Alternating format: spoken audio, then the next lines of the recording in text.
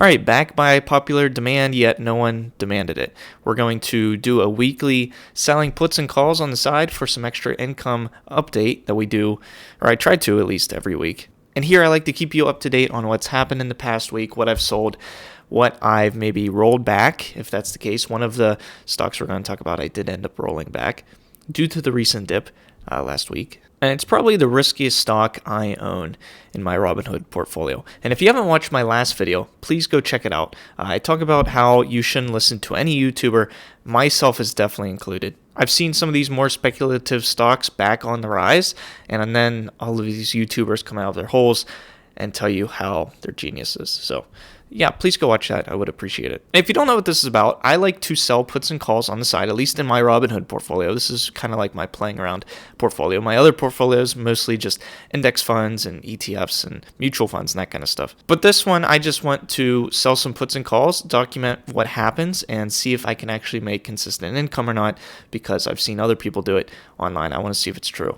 And so lately, I've been selling puts and calls primarily on both Ford and SoFi. However, there's a new one thrown into here, and it's not Intel. Intel was one time only recently. But this one is Marqeta. Marqeta is very similar to what SoFi owns, called Galileo. And we'll talk about both pretty briefly.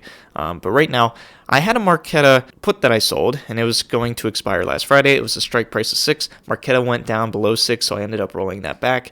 And Marqeta ends up having expirations on a monthly basis, so I had to roll it all the way back until March 17th. And even after buying my old put back and selling this one, I gained $38 of premium, which can sound pretty high for $600 in collateral, and that's because that is high. This is probably seen as a more risky play, and I think it is. If we go and look at Marqeta's stock, it ended the day right below $6, so I would have been forced to purchase 100 shares of Marqeta at a 2-cent loss, I guess, quote unquote loss, if I were to sell it right when acquiring them. They do have earnings in between now and the next expirations. Maybe that's why premium was more higher than I expected. And if we also just take a peek at what premium is without having to roll back, that $6 put can get you $50 in premium expiring March 17th. Now, Marqeta, what they do, at least on their website, they instantly issue and process card payments with an open API platform. Some of their customers include Uber, Square, Instacart, JP Morgan, and DoorDash. I'm assuming all Uber, Instacart, and DoorDash use it for is the Dashers, and same with the Uber Eats folks, I'm assuming. You get a credit card issued to you, or maybe it's a debit card, I don't know.